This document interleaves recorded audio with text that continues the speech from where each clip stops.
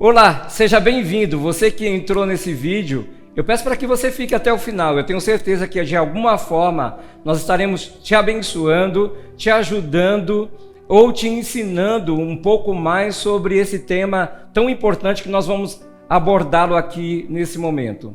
E para a gente conversar sobre esse tema hoje, eu trouxe um convidado muito especial, meu irmão Tiago, o caçula dos irmãos. Nós vivenciamos um momento aí não tão bom e tivemos uma reconciliação, e eu tenho certeza que temos experiências para poder falar sobre esse assunto. E eu quero que ele se apresente. Marcos, obrigado. Nada. Marcos é meu irmão. Obrigado pelo convite. Para mim é uma honra estar nesse lugar, estar aqui, para a gente tratar de um assunto, um tema muito importante que nos afetou um dia e que a gente sabe que por viver isso, a gente sabe que é uma realidade dentro das famílias, dentro das igrejas. Então é um tema importantíssimo que a gente vai falar hoje aqui. E mais uma vez, obrigado pelo convite. De nada, seja bem-vindo. Eu separei o significado da palavra. Eu gosto muito disso porque faz a gente entender melhor. Às vezes a gente só tem um único entendimento sobre, né, uma palavra que a gente ouve. A gente às vezes ouve uma palavra constantemente, há muitos anos, e a gente não tem noção do quanto ela é ampla no seu significado, né? Então eu coloquei aqui, eu busquei sobre o significado. Reconciliação significa o seguinte: reconciliação é uma mudança de inimizade para amizade. É mútua, ou seja, é uma mudança forjada em ambas as partes que estiverem em inimizade. Biblicamente, reconciliar significa restituir a harmonia ou tornar novamente amigável. Também ajustar ou resolver, como no caso de conciliar diferenças, né? Então, a gente consegue aí entender, quando a gente busca sobre o significado, a gente consegue entender melhor o quanto é amplo essa palavra e também sobre esse assunto.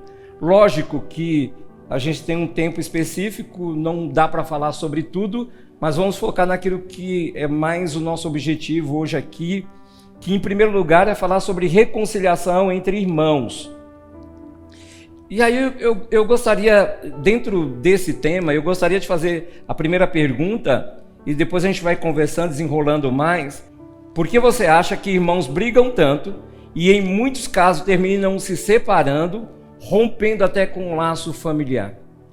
O que você pensa sobre isso? Eu acho que tem vários motivos que pode ser, né? Então, pode ser motivo financeiro, né? Questão de desejo de poder, pode ser por, por ambição, ganância, pode ser uma série de outras coisas, mas também pode ser por problemas emocionais, problemas de feridas na alma, pode ser alguma frustração, porque muitas vezes nós, como seres humanos, a gente está colocando expectativas em pessoas e às vezes aquela expectativa não é atendida, ou na maioria das vezes não é atendida e acaba gerando frustrações, né? Então, tem vários motivos, né? Mas eu acredito que o emocional é um dos principais motivos. O fato de conviver ali sempre, todo dia, você acha que gera um estresse e com isso às vezes faz com que os irmãos se desentendam? Porque às vezes eu vejo também que é por coisas também bobas, né? Que a gente olha e fala, meu Deus, isso não precisava acontecer por causa desse fato, desse motivo. Eu acho que depende, né?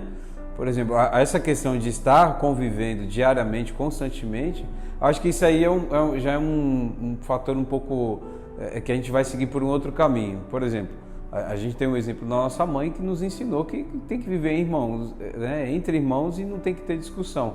Então a gente vive muito bem, pode viver muito bem entre irmãos sem briga.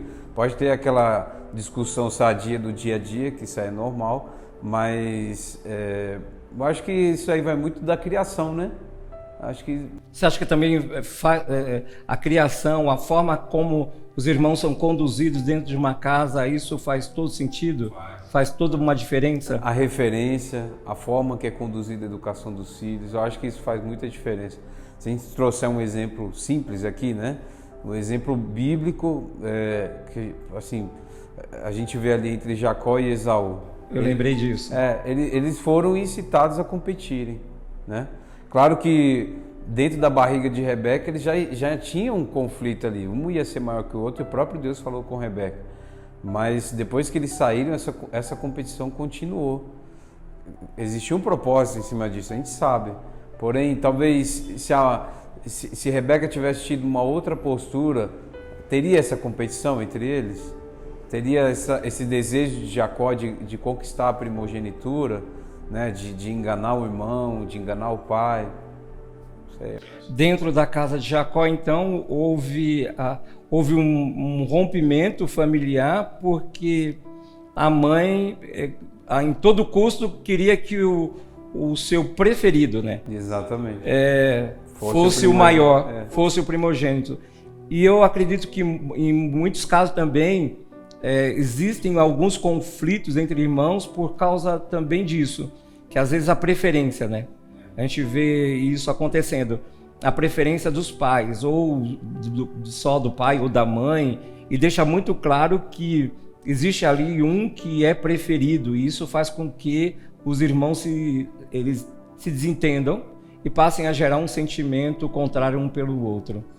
Interessante. Você acha que em muitos casos há uma reconciliação quando há um rompimento entre dois irmãos? E aí eu quero deixar bem claro que isso aconteceu com a gente. Se estamos aqui é porque houve, né? Mas você acha que na grande maioria há uma reconciliação? O próprio caso de Esaú e Jacó teve uma reconciliação lá na frente, mas dependendo... Demorou bastante. Mas dependendo da situação, esse tipo de reconciliação só vai acontecer com Deus, só com a intervenção divina, a intervenção de Deus. Quando você fala que com a intervenção divina só vai acontecer, isso você fala especificamente para quem é cristão evangélico, ou Deus pode intervir na vida de qualquer pessoa, independente da sua religião? Eu acredito que Ele pode intervir na vida de qualquer pessoa, porque Ele é o Criador de tudo e todas as coisas.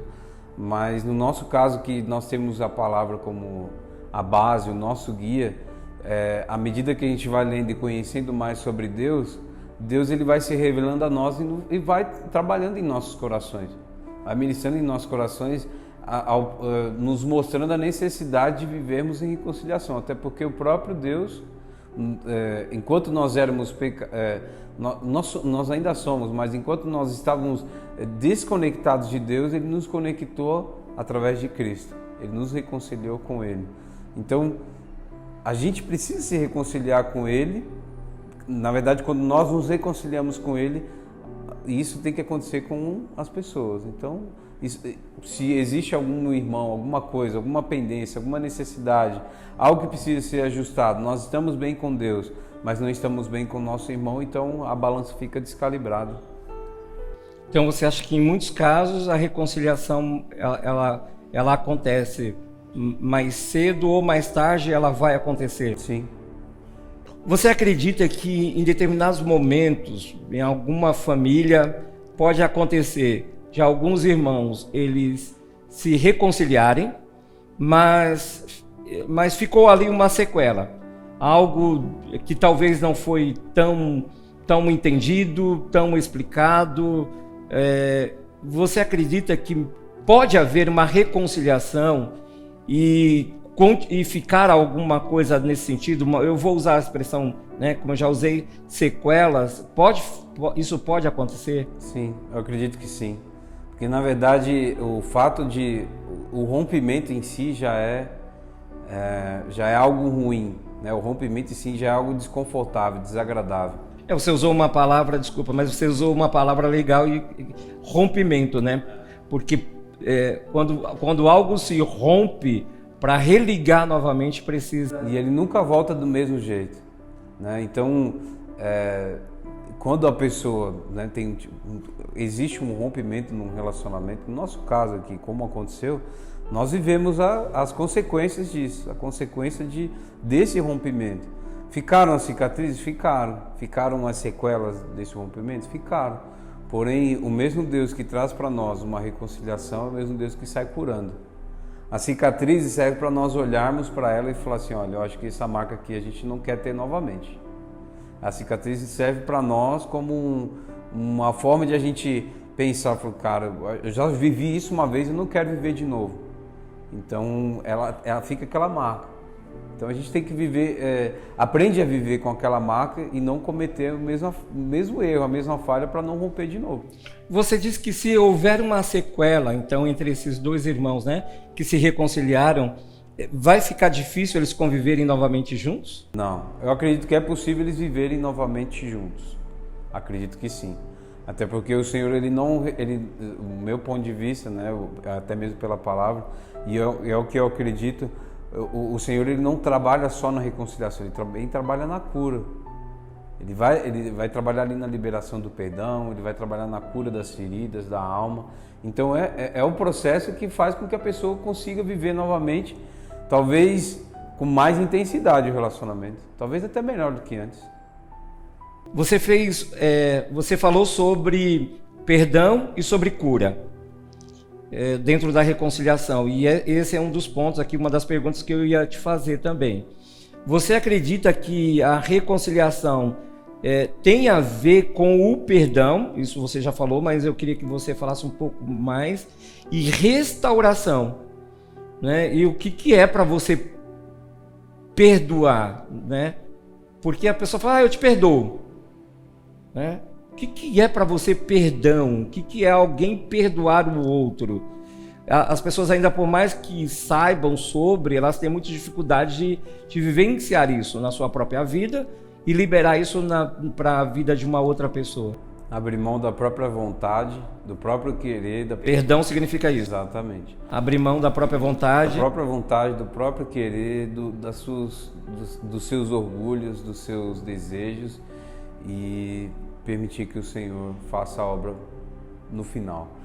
Se a gente for usar, quando os discípulos se reuniram com Jesus, eles pedem para que Jesus ensine a oração.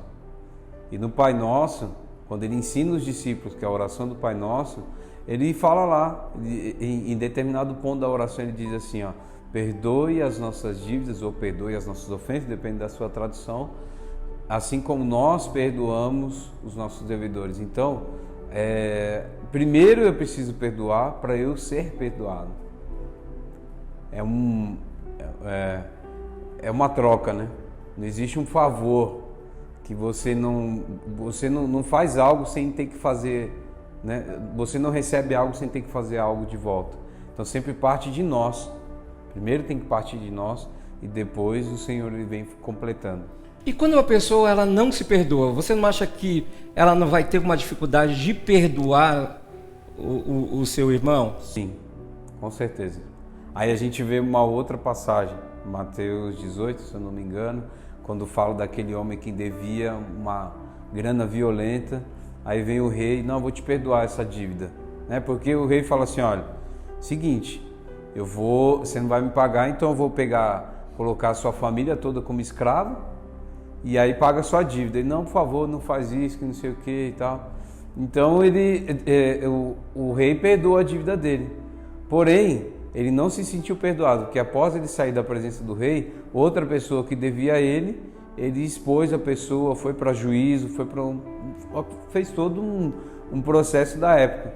E as pessoas viram e falaram assim, ó, rei, o rapaz ali, você perdoou ele, porém ele não perdoou a outra pessoa, aquele que devia a ele. E aí a gente viu um julgamento do rei em cima disso, porque nós seremos julgados por isso. É claro que são fases, né? Essa história que Jesus conta aos discípulos são fases. A fase do rei que perdoa, a fase da pessoa que não é perdoada, que não perdoa, e a fase do rei que julga aquele que não perdoou. Porque ele recebe o perdão que muda a história da vida dele e da família dele, porém ele não consegue vivenciar o perdão que ele precisa liberar para a vida da pessoa. Da mesma forma assim o ser humano com Deus, né? Deus automaticamente perdoa, a pessoa ela sai livre, mas não quer perdoar, né? Porque foi o caso dessa história aí, que o cara não quis perdoar quem devia para ele. Você acha que existe a verdadeira reconciliação e a falsa reconciliação? Você acredita que dois irmãos podem se reconciliar de verdade, se perdoarem, tudo ser restaurado e seguirem adiante, e tem aquele que fala assim, tá bom, né, eu te perdoo, estamos juntos. Você acha que existe isso, a verdadeira e a falsa reconciliação? Eu queria que você falasse sobre isso e o que pode acontecer, lógico, com a falsa, né? Sim, eu acredito que isso é possível. Isso está muito relacionado a caráter da pessoa, né? E aí tem os motivos, né? Cada um tem os seus motivos. A pessoa que faz isso tem o seu motivo de fazer, né? Às vezes quer fazer por interesse, às vezes quer fazer só para, por exemplo, a mãe parar de ficar dando puxão de orelha, né? Então tem os motivos que a pessoa pode fazer isso, a gente não sabe, mas eu acredito que é possível. Você falou sobre interesse, né? Quando alguém tem uma coisa que eu preciso e sei que vai ser mais fácil adquirir com ela do que com uma outra pessoa. Então eu forjo uma reconciliação. Finge que está tudo bem. Finjo que está tudo bem para adquirir algo. Exatamente. Entendi. E quando isso acontece num ambiente de igreja, duas pessoas estão ali dentro de uma igreja, estão trabalhando junto em algum ministério, ou mesmo que não esteja no ministério, mas congregam ali naquela igreja, mas eu acho que isso acontece mais quando estão trabalhando, né?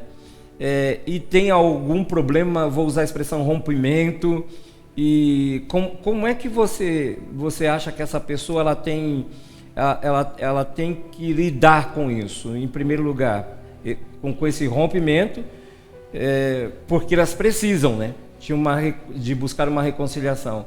E quando isso não acontece, como é que funciona isso? Irmãos de igreja. Isso é um assunto bem delicado, né? É muito delicado, porque vamos falar de irmãos, grau parentesco, né? O grau parentesco a gente ali ainda conhece, né? Os familiares que faz parte daquele ciclo, por exemplo, a sua família, a minha família, a gente conhece a mãe, o pai. Então, eu acho que ali ainda tem aquele intermédio dos familiares para ajudar a ajustar as coisas. Dentro da igreja, eu acredito que tem também, mas a relação é como se ela terminasse ali. Acabou a igreja, a relação ela termina ali. Vai cada um para suas casas, cada um vai viver sua vida, né? E vida que segue. De verdade, cara, eu não sei dizer exatamente o que fazer nessa hora, a não ser orar, a não ser pedir para Deus fazer esse intermédio, ajustar as coisas, né? Porque... Você acha que o papel do pastor não é importante aí? Sim. Tentar conciliar? Sim, mas aí o pastor ele vai seguir aquilo que Jesus orientou. Se você tem alguma coisa contra o teu irmão, não é isso que Jesus orientou, vai lá e senta e conversa com ele. Deixa a sua oferta no altar, que não é exatamente dinheiro, né? Exato, mas deixa algo que você vai entregar para Deus e vai se consertar com o teu irmão. E se o teu irmão não quiser se consertar, a sua parte você fez. Um pastor, eu acredito, pelo menos eu acredito nisso, eu te conheço, eu sei que você faria isso. A Bíblia orienta que seja feito assim. Como é que está o teu coração, meu querido irmão? Está tudo bem? Está tranquilo? Olha, eu fiz o certo, eu fiz a minha parte.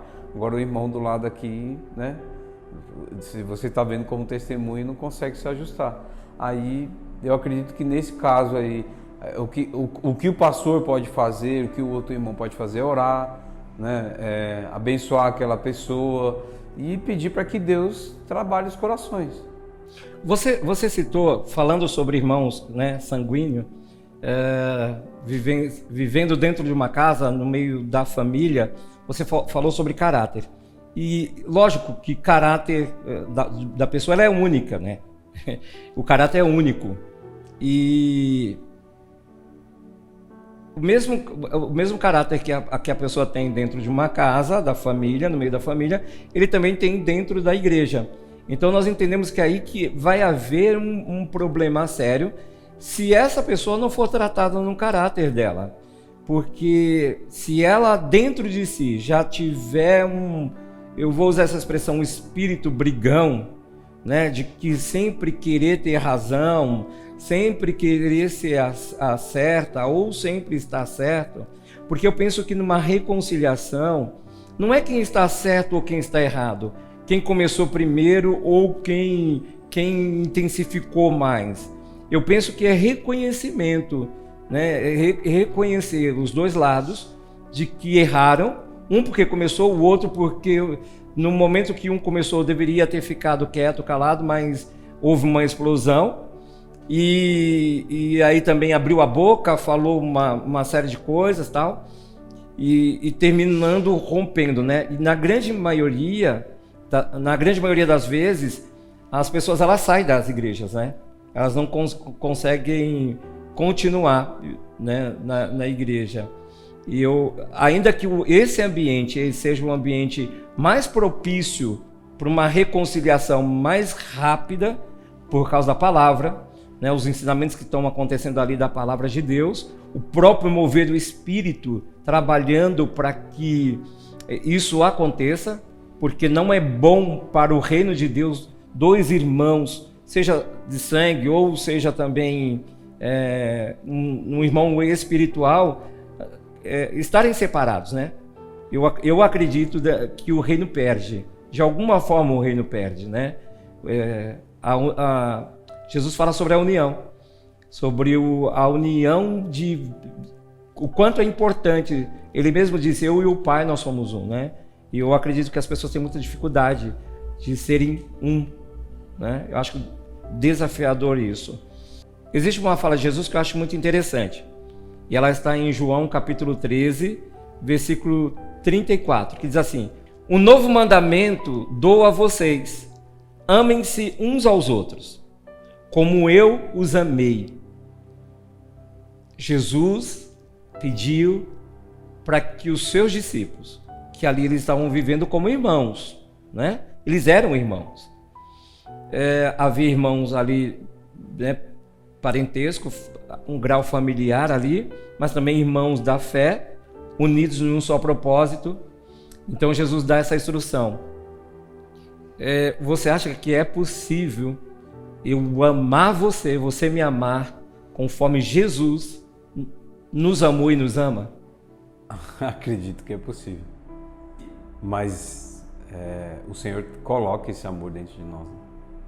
Não é algo que nós vamos comprar no mercado, nós vamos conquistar. É algo que o Senhor implanta dentro de nós. Gerados pelo Espírito. Exatamente. Gerado pelo Espírito Santo.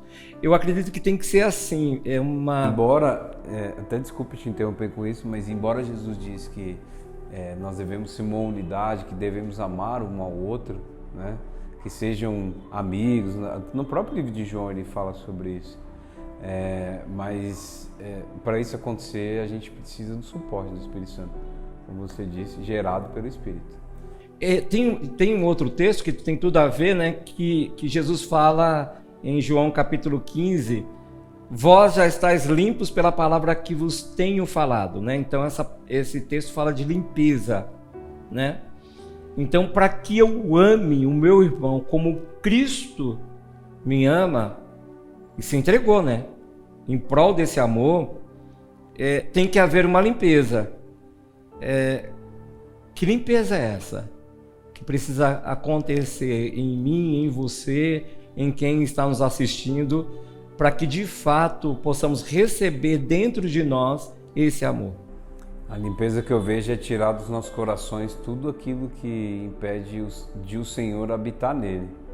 Porque muitas vezes a gente fala para Deus, eu entrego meu coração para ti, entrego tudo, porém, não mexe nessa parte aqui, eu tenho algo no meu coração aqui que eu não gostaria que você mexesse.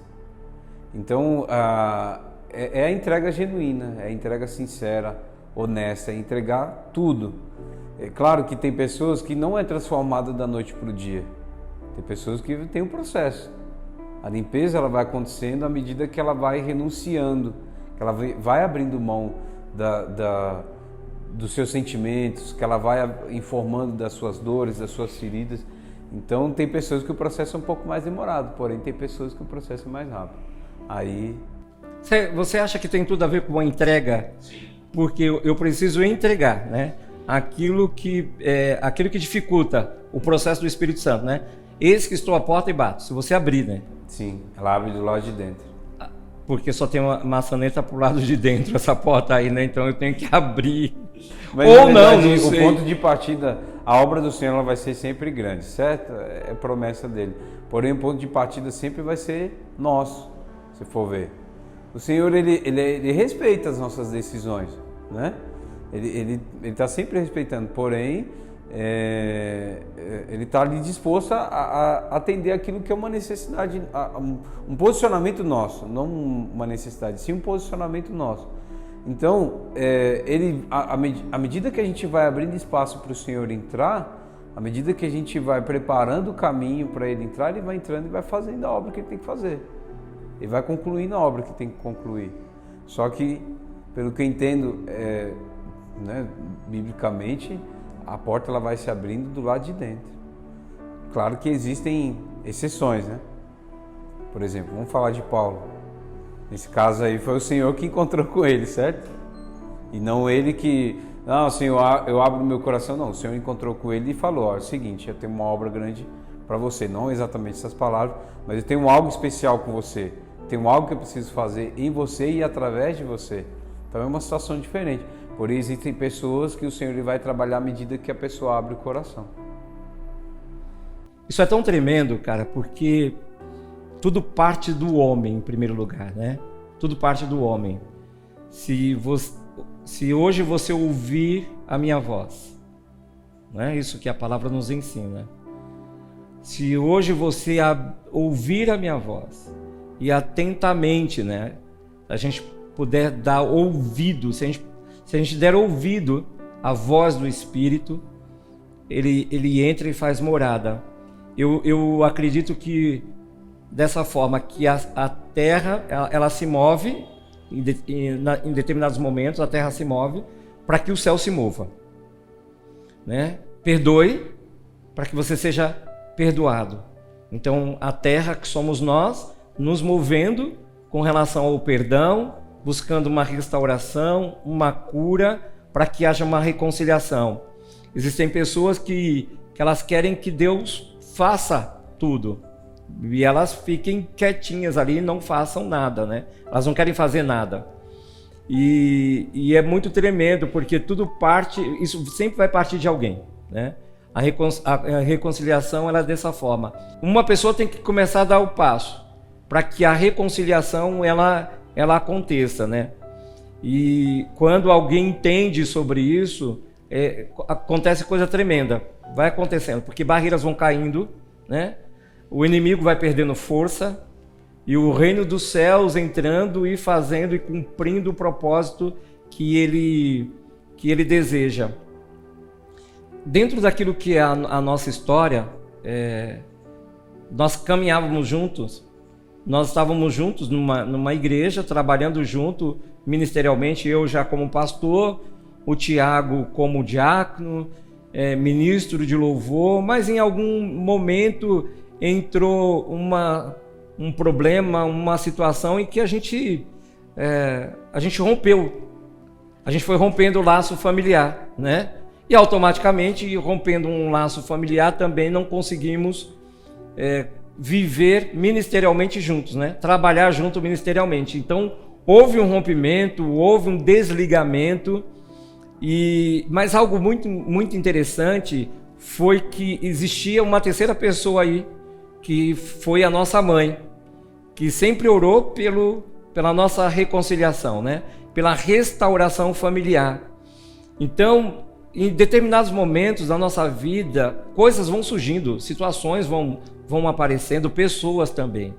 E eu acho isso, cara, um cúmulo quando a gente permite que pessoas elas entrem na nossa vida para nos afastar, nos dividir, né? Interromper um processo de Deus. Que se não houver um intercessor, alguém ali que pegue essa causa, que olhe uma família que está se separando, né? Que está rompendo um laço, que está rompendo uma situação, E nesse caso, glória a Deus que nós tínhamos a nossa mãe, que sempre foi uma intercessora, uma mulher que sempre estava ali dando puxões de orelha, mesmo todo mundo casado, mesmo todo mundo já pai de filhos, né? E sempre ali controlando alguma situação quando era necessário.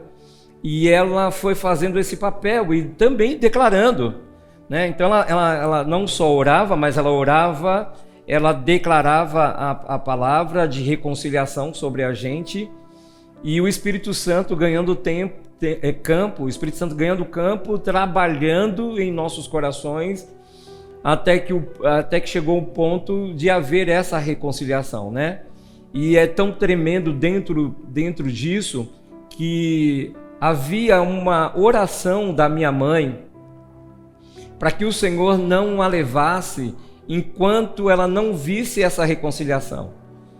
E 2019, dezembro de 2019, na virada do ano, minha mãe sofreu um infarto e ela foi socorrida e chegou quase sem vida no hospital. E os médicos levaram mais de 5 minutos para trazê-la de volta. E conseguiram, com a graça de Deus, foram instrumentos de Deus e conseguiram trazer minha mãe de volta. Minha mãe passou todo um período no hospital, se recuperando, e até sair e vir para casa, né? E se deu o agir de Deus. Começou ali o agir de Deus. E eu sempre me perguntei, por que Deus tinha permitido minha mãe continuar a viver? Que obra ele tinha na vida dela ainda, através da vida dela? Mas Deus nunca respondeu, Deus nunca falou claramente do que ele ainda precisava fazer, né? Havia sempre uma oração dela diante do Senhor sobre essa reconciliação. E duraram aí uns 3 anos, né? Uns 3 anos, não, foram 4 anos, 2019? Nossa, é que a gente está contando agora. Tá, então tá bom. E durante 2 anos, Deus foi trabalhando as coisas ali para que houvesse 1 ano. Deus foi trabalhando para que houvesse essa restauração e esse pedido de oração da minha mãe fosse concretizado, porque ele já tinha ouvido as suas orações, já tinha respondido, agora precisava encontrar espaço nos 2 corações, né? E isso assim aconteceu, porque tanto ele servindo ao Senhor e eu também, a gente sempre orando, né? Na nossa igreja a gente sempre ora pela família, e eu sempre coloquei, mesmo estando distante dele, eu sempre o coloquei, e eu tenho certeza que ele também sempre me colocou em oração diante do Senhor. Então o Espírito Santo foi ganhando campo, foi encontrando espaço e fazendo a obra, até que o momento que houve a nossa reconciliação. E depois se passaram aí uns 3 anos, mais ou menos, e Deus veio recolher a minha mãe. E eu, durante esse tempo, depois que Deus recolheu a minha mãe, eu perguntei para Deus, né? Falei, Deus, o Senhor deixou ela viver ainda 3, 4 anos, por quê? Né? Que obra o Senhor tinha? E aí foi quando Deus me respondeu. E um dia eu orando ao Senhor, Ele me respondeu, dizendo, ela sempre me pediu para que ela visse, né, em vida essa reconciliação. E assim eu fiz, e assim eu atendi, e eu assim permiti. E depois que o Senhor fez essa obra na minha vida e na vida do Tiago, o Senhor a recolheu. Então ela saiu dessa terra vendo algo que ela tinha pedido ao Senhor. Isso é tremendo. Nem sempre o Senhor vai fazer dessa forma. Não existe uma regra de Deus operar, de Deus agir. Sempre há uma maneira de Deus fazer, concluir algo. Isso é que tem que ficar bem claro para mim e para você. Quando nós entendemos sobre o agir do Senhor, eu tenho certeza que você que está nos assistindo, que talvez esteja vivenciando um momento como esse de rompimento familiar entre você e o seu irmão, ou até mesmo com a sua mãe, com o seu marido, com a sua esposa, não sei, mas eu tenho certeza que existem pessoas orando para que haja uma reconciliação. Eu tenho certeza que o Espírito Santo já está trabalhando, mesmo você não querendo. eu tenho certeza que uma hora o Espírito Santo vai encontrar espaço no seu coração e vai completar essa obra assim como ele fez conosco. Hoje o Tiago mora em Manaus, servindo ao Senhor em uma igreja, sendo ministro de louvor, adorando ao Senhor. Eu pastoreando uma igreja, cumprindo o propósito de Deus, e é assim que o Senhor faz. Deus é um Deus da reconciliação, de uma reconciliação familiar, e eu tenho certeza que Ele fará isso na sua vida. E eu gostaria, antes da gente terminar, que você falasse sobre a reconciliação entre o homem e Deus. Eu gostaria que você pudesse falar com a pessoa que está nos assistindo agora e que ainda talvez não conheça a Jesus como nós conhecemos ou que esteja afastada, né? Eu gostaria que você falasse com essa pessoa sobre ela se reconciliar com Deus, o quanto será importante para ela. A gente, até para o que nós vivemos foi uma situação bem delicada para nós como família, mas o Senhor com graça e misericórdia nos fez entender que isso precisava ser corrigido, e isso foi libertador para nós, né? Com certeza. Foi para todos nós, né? Para toda a família, né?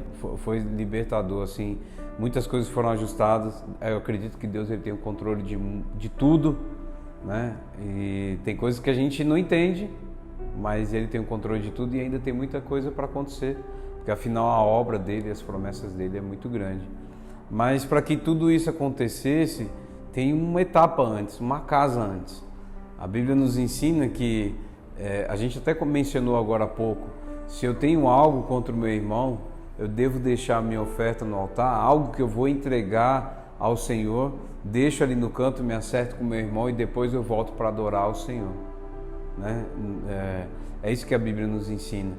E aí em 2 Coríntios a gente vê ali algo que o apóstolo Paulo escreveu, que é em 2 Coríntios capítulo 5, no versículo 17 ao 19, na nova tradução da linguagem de hoje, ele diz assim, quem está unido com Cristo é nova pessoa. Acabou-se o que era velho e já chegou o que é novo. Tudo isso é feito por Deus, o qual, por meio de Cristo, nos transforma de inimigos a amigos dele. E Deus nos deu a tarefa, ou o ministério, o serviço, de fazer com que os outros também sejam amigos dele.